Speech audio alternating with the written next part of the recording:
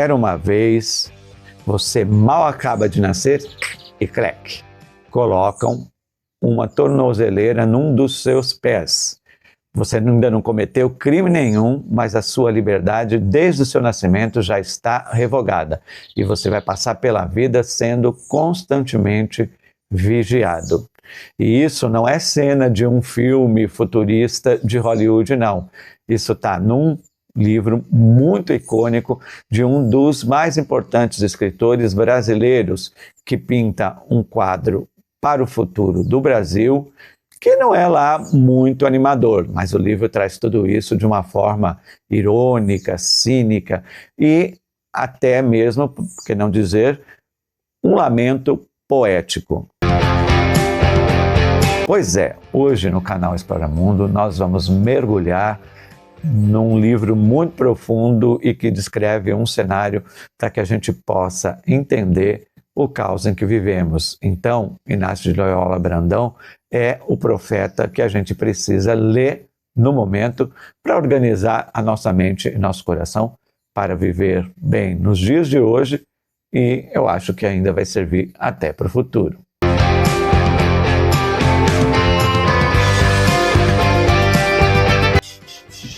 Olá, leitores apaixonados. Eu sou Edner Braga e hoje nós vamos fazer um mergulho nesta maravilhosa obra. Desta terra nada vai sobrar, a não ser o vento que sopra sobre ela, de Inácio de Loyola Brandão, que é, como eu já disse, um dos grandes escritores brasileiros, que aos 89 anos ainda está em franca atividade, inclusive com a notícia de que está escrevendo mais um maravilhoso livro, 60 anos de carreira literária com uma obra vastíssima, sendo que em 1974 ele publicou o livro Zero, que foi censurado pela ditadura militar brasileira, então foi publicado primeiro na Itália, depois em 1975 foi publicado no Brasil, mas logo depois proibido novamente, e só em 1979, ou será que foi 1981? Enfim, só depois é que foi realmente liberado e o livro pôde circular. E eu tive contato com essa obra mais ou menos em 1984, quando eu estava começando a cursar minha faculdade de psicologia. Então fica comigo que eu vou falar deste livro e muito mais coisas, né, a respeito daquilo que o livro retrata e como faz refletir a nossa realidade atual e talvez a nossa realidade futura e, quem sabe, nos ajudar a escolher o Brasil do futuro que a gente prefere.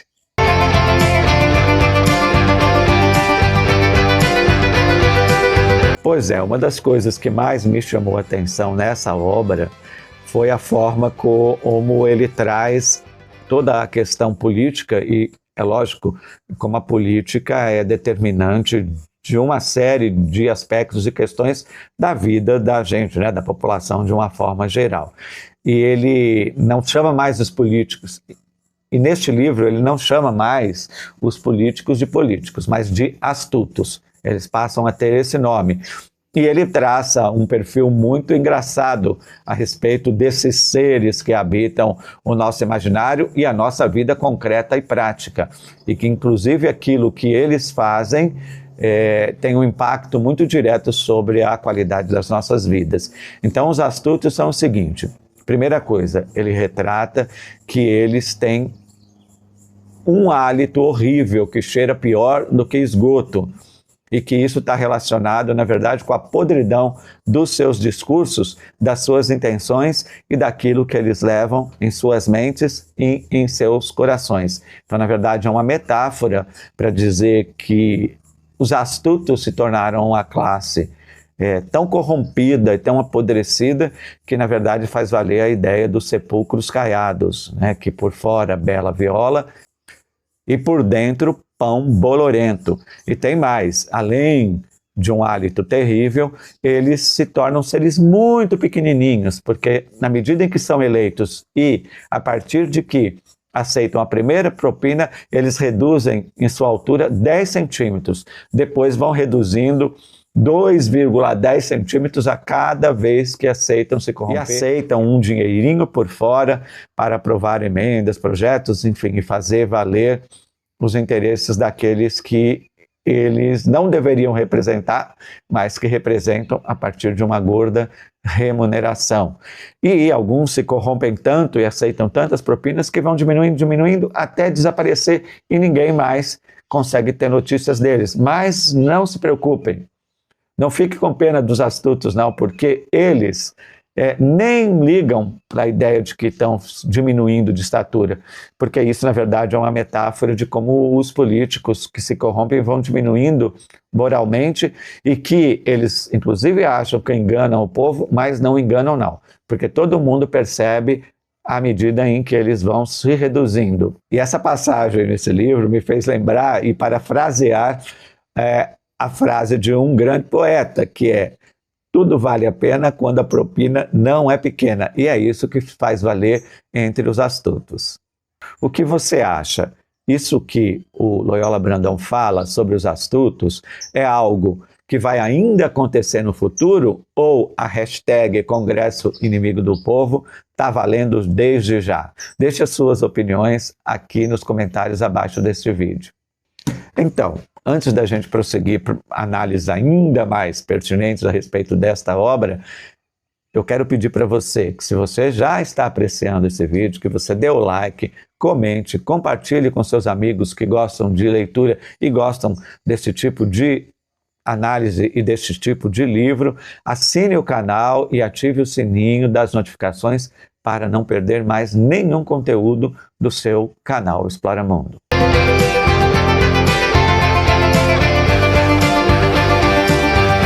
Desta terra nada vai sobrar, a não ser o vento que sopra sobre ela.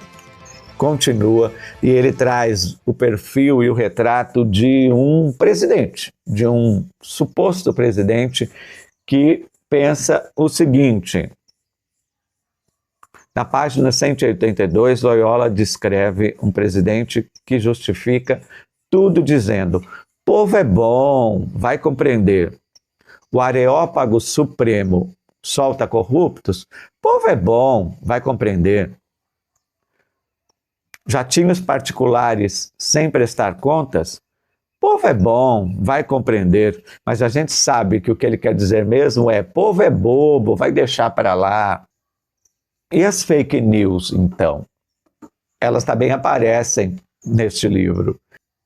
Na verdade, chega a um ponto, neste suposto futuro, em que o povo já não se importa mais com o que é verdade e o que é mentira. O importante é ver, ler e ouvir aquilo que seja confortável para si, não importando mais se isso é fato ou se isso é fake. Tem uma das passagens em que um dos personagens diz: a gente não sabe de nada do que está acontecendo, a gente vê na internet e vai repassando por aí. E tem mais, este livro foi publicado em 2018 e ele faz uma alusão à tal da velha gorda, que na verdade é a papuda, que em 2018 não estava sendo tão falada, não estava tão em evidência, como esteve em 2025 e ainda está em 2026. Este livro foi realmente bem profético, não é?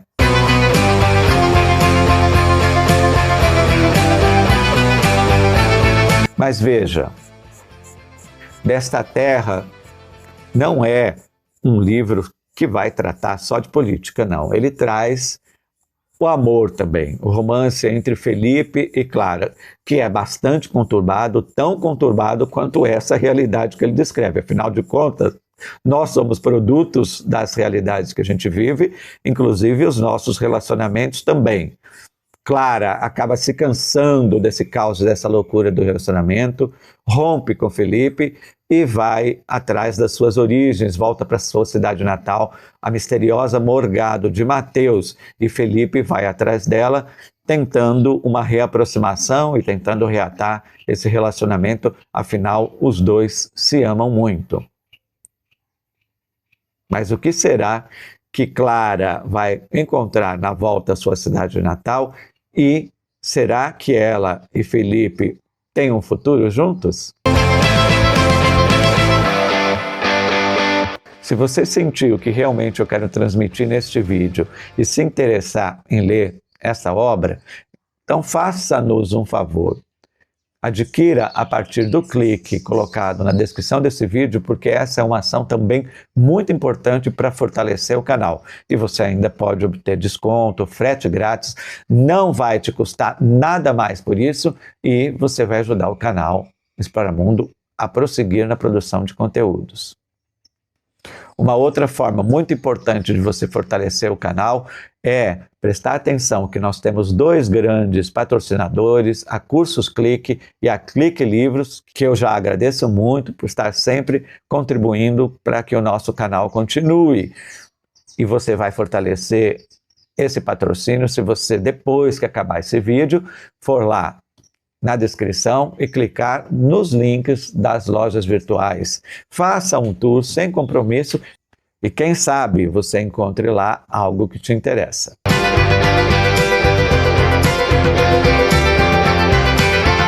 Agora chegou aquele momento que eu sempre gosto, que é de falar um pouco sobre a estrutura da narrativa e sobre o texto e alguns detalhes da composição literária das obras. E desta terra nada sobrará a não ser o vento que sopra sobre ela, tem uma narrativa muito curiosa, um texto que ao mesmo tempo parece muito administrativo e burocrático e outras vezes beira o poético, traz no meio do texto fragmentos, notícias e outros elementos gráficos e escritos mais que vão tornando a obra muito interessante e que quebra um pouco com o padrão, né, que a gente tem tradicional de literatura. Veja, tem algumas coisas muito curiosas, deixa eu localizar aqui, como algumas páginas totalmente na cor preta com letras grandes em branco, como esta aqui. Nessa está escrito assim: em festa de rato não sobra queijo.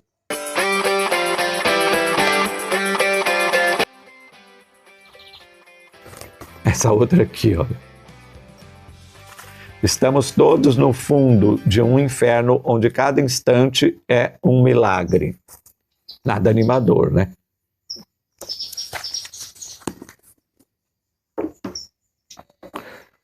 Na verdade, até a estrutura da narrativa é usada para demonstrar essa ideia de um futuro arcaico, em que nós temos uma tecnologia muito avançada, mas que ela é utilizada apenas para vigiar e para dominar a população. Mas, por exemplo, até os ministérios e a cultura, a inteligência vai sendo eliminada como uma ferramenta de domínio de uma espécie de ditadura que nem mais é nomeada dessa forma, porque as pessoas se acostumam tanto que tudo vira banalidade, tudo vira normalidade.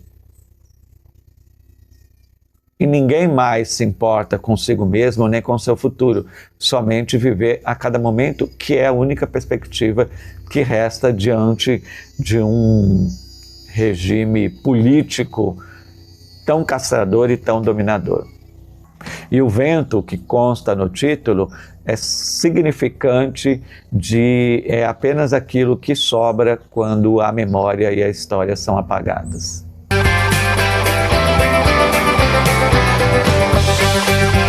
Você já deve ter percebido que nós estamos tratando aqui de uma obra que se classifica como um gênero de distopia.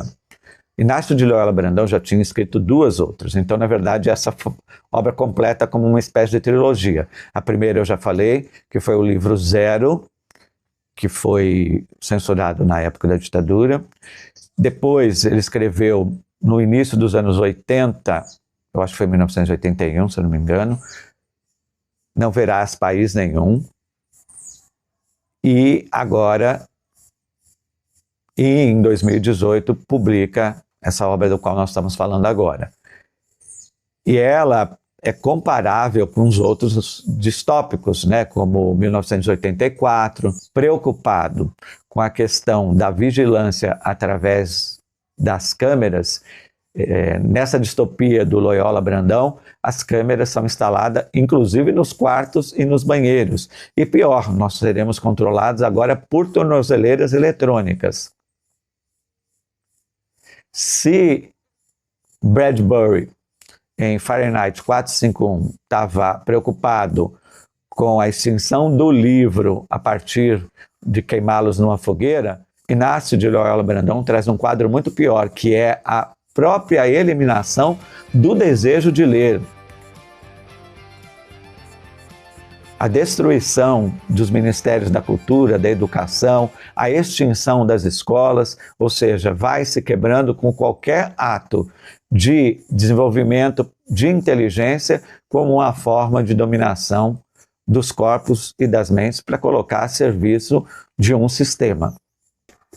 Em Admirável Mundo Novo, de Aldous Huxley, a preocupação era a definição genética das classes sociais e de uma espécie de sistemas de castas em que todo mundo conformadamente, de uma forma biológica, se ajustava aos padrões e aos papéis que lhes eram dados desde o nascimento. E Loyola eleva isso porque agora nem precisa mais fazer a modificação genética dos seres humanos, porque a partir das redes sociais, das mídias e da dominação da comunicação, das informações, das fake news, todos nós vamos sendo transformados em zumbis, muito conformados, a ponto de que no livro traz a ideia e a suspeita de que é jogado no ar um gás anestesiante que vai fazendo com que as pessoas não se manifestem mais e nem percebam o quanto elas estão infelizes e descontentes com a realidade que elas estão vivendo. Simplesmente vai se aceitando tudo e há uma banalização do absurdo.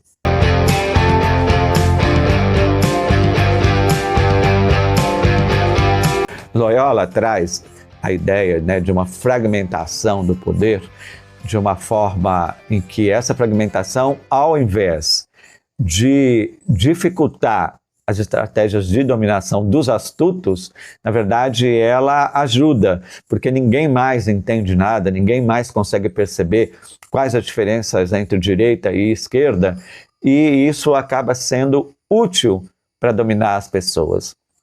E aqui no Brasil, né, se a gente for refletir, embora haja muitos partidos, mas na verdade uma polarização binária, né? Ou seja, enxugou-se tudo e hoje você tem as pessoas divididas politicamente em esquerdopatas e outras em pobres de direita, como uma forma de dividir a opinião pública, exercer a dominação a partir da desumanização do outro. Você veja bem, no campo do trabalho, né, nós temos um lado propondo o fim da escala 6x1 como uma forma de garantir um pouco mais de qualidade de vida para os trabalhadores, e do outro, como aconteceu na Argentina e começa a ver aqui, uma quantidade de políticos propondo a ampliação da carga horária do trabalhador e a perda de direitos que já são seculares, como o 13º, fundo de garantia, direito a férias remuneradas, e muitos trabalhadores estão sendo convencidos de que é necessário fazer esse sacrifício para o futuro do país. Você tem alguns políticos que privilegiam e defendem os empresários, propondo a ampliação da jornada de trabalho, reduzindo direitos e parecendo ter como projeto levar o trabalhador à exaustão como uma forma de manter a dominação sobre eles. No livro, os governos ficam contra os idosos e os idosos e é autorizado a autoeutanásia, né? E os idosos são convencidos, principalmente aqueles mais longevos, que eles se tornam inimigos do Estado e eles são convencidos a quererem realmente partir dessa vida porque se sentem culpados de estarem vivendo às custas do Estado, como se eles não tivessem contribuído uma vida inteira de trabalho e agora eles é que são os culpados para que o país não vá bem. Não são os políticos, aliás, não são os astutos que são os culpados e que aceitam muita propina e aceitam desviar dinheiro de lugares em que eles seriam melhores empregados para ir para os seus ricos e gordos bolsos. Não, são os idosos que vivem demais e que ficam saqueando o Estado. E eles são convencidos disso. E isso a gente acaba encontrando uma certa correspondência na realidade atual. Afinal de contas, propor uma jornada de 12 horas por dia, sem férias, contraponto à escala 6x1, a proposta de se trabalhar 7x0, ou seja, sem descanso, é uma forma realmente de levar o trabalhador à exaustão e fazer com que ele morra antes de conseguir acessar a tão sonhada aposentadoria. E você, o que acha? Há uma correspondência entre aquilo que Loyola propõe nesse livro como um cenário para o futuro com os dias atuais? Ou isso realmente ainda é um futuro distante e inimaginável que só pode ser retratado em forma de ficção? Deixe as suas opiniões e comentários a respeito do que você achou da proposta deste livro distópico de Inácio de Loyola Brandão. E se você gostou desse vídeo, não saia daqui sem dar o seu like, sem comentar, sem compartilhar e sem assinar os sininhos das notificações, porque essas são ações muito importantes para manter o nosso canal vivo. E se você quiser contribuir de outras formas, todas elas estão descritas aqui abaixo do vídeo. Dá uma olhada lá e escolha a forma que você achar melhor para você, para contribuir com a existência do nosso canal. E mais uma vez eu agradeço aos nossos 2 patrocinadores, a Clique Livros e a Cursos Clique. E convido você de novo a visitar as suas lojas virtuais.